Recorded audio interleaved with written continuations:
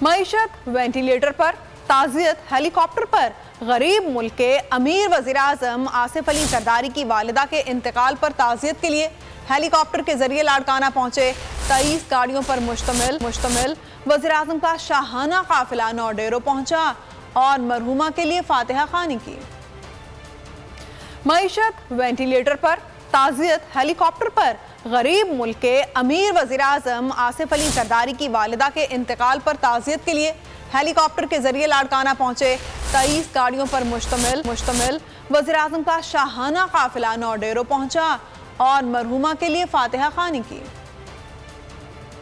गरीब आवाम का अमीर वजीर आजम, आवाम के दाने पानी पर नजर, खुद करते हैं तैयारों पर सफर। हेलीकॉप्टर के जरिए लाड़काना पहुँचे, फिर लाओ लश्कर लिया और काफिला चल पड़ा नौडेरो। 23 गाड़ियों पर मुश्तमिल काफिला नौडेरो पहुँचा। वालदा के इंतकाल पर आसिफ जरदारी से ताज़ियत की। तबाहाल मईशत अपनी जगह, लेकिन गरीब मुल्क के वजीर आजम का प्रोटोकॉल, वाह भाई वाह।